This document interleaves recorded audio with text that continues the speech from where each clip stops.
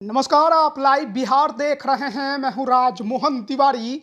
आगामी 2024 लोकसभा चुनाव से पहले आज 28 नवंबर 2023 की तारीख लोक जनशक्ति पार्टी के दोनों ही खेमों के लिए महत्वपूर्ण बनने जा रही है, क्योंकि एक तरफ केंद्रीय मंत्री और राष्ट्रीय लोक जनशक्ति पार्टी के अध्यक्ष पशुपति कुमार पारस अपने संसदीय क्षेत्र हाजीपुर में शक्ति प्रदर्शन करने जा रहे हैं, तो वहीं दूसरी तरफ लोजपा रामविलास के राष्ट्रीय अध्यक्ष चिराग पासवान आज राजधानी पटना में बापू सभागार में अपनी ताकत को दिखाने की तैयारी कर रहे हैं। आपको बता दें कि जब से लोजपा में टूट हुई है, उसके बाद से चाचा भतीजे के बीच की जो दूरी है वो अब भी जारी है। हालांकि दोनों ही खेमे एनडीए में शामिल हो चुके हैं, लेकिन हाजीपुर की लड़ाई ने दोनों ही नेताओं के रास्तों को अलग बना दिया है,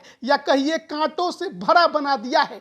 एक तरफ चिराग पासवान भी हाजीपुर पर लगातार दावा करते रहे हैं, तो वहीं दूसरी तरफ उनके चाचा और केंद्रीय मंत्री पशुपति पारस का ये कहना है कि हाजीपुर की सीट पर आगामी 24 के लोकसभा चुनाव में भी वही मैदान में उतरेंगे। ऐसे में आज का दिन दोनों ही खेमों के लिए दमखम दिखाने वाला दिन है। एक तरफ पशुपति कुमार पारस पहली बार जब से वो केंद्रीय मंत्री बने हैं, जब से पार्टी को उन्होंने तोड़ा है, एक नया खेमा बनाया है, उसके बाद पटना से बाहर कोई बड़ा कार्यक्रम करने जा रहे हैं और आज स्थापना दिवस के मौके पर वो अपना शक्ति प्रदर्शन करेंगे। जाहिर है इस शक्ति प्रदर्शन के जरिए बीजेपी को अपने ताकत का एहसास कराने की वो कोशिश करेंगे, क्योंकि एनडीए में बड़े भाई की भूमिका में बीजेपी है और बीजेपी को ये तय करना है कि हाजीपुर की सीट किसके खाते में जाएगी।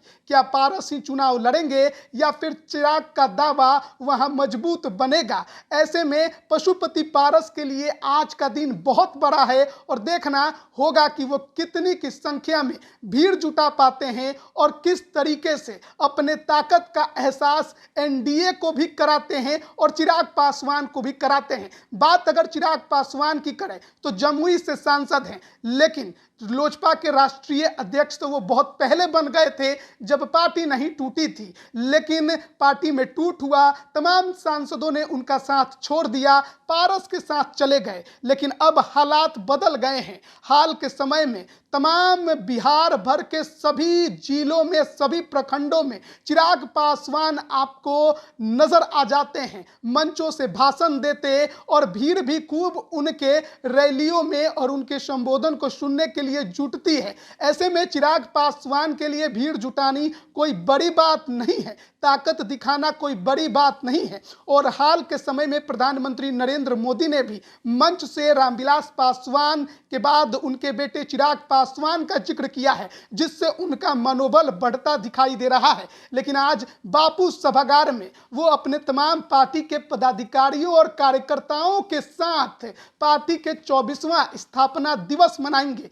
हालांकि ये स्थापना दिवस लोक जनशक्ति पार्टी का है, यानी वो पार्टी जो नहीं टूटी थी, लेकिन टूट के बाद दोनों ही खेमे इस पार्टी की विरासत पर अपना अपना दावा ठोकते आ रहे हैं। अब पार्टी में विभाजन है, एक राष्ट्रीय लोक जनशक्ति पार्टी बन गई है तो दूसरा लोजपा रामविलास के नाम से जानी जाती है। चाचा भतीजे के बीच की लड़ाई है, लेकिन आज ताकत दिखाने का दिन है। एक तरफ हाजीपुर में चिराग पासवान के चाचा अपनी ताकत को दिखाएंगे, तो यहां पर चिराग पासवान राजधानी पटना के बापू सभागार में कार्यकर्ताओं और पार्टी पदाधिकारियों के साथ एक बड़ा आयोजन कर स्थापना दिवस मनाएंगे। हालांकि चिराग पासवान ने आज के दिन को ताकत आजमाइश का दिन नहीं बताया है। उन्होंने कहा है कि हम अपने समर्थकों को इस स्थापना दिवस में नहीं बुला रहे हैं, केवल पार्टी के पदाधिकारियों और कार्यकर्ताओं को बुला रहे हैं।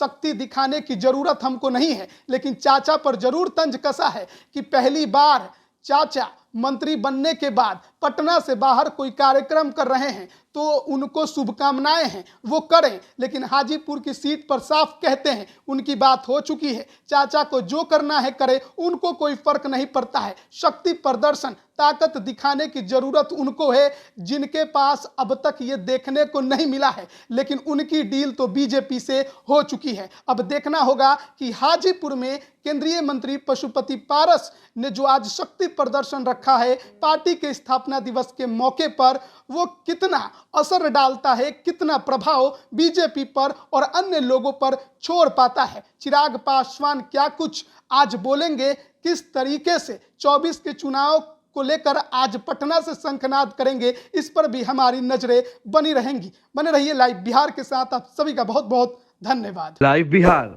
यूट्यूब पर सब्सक्राइब और फेसबुक पर लाइक जरूर करें।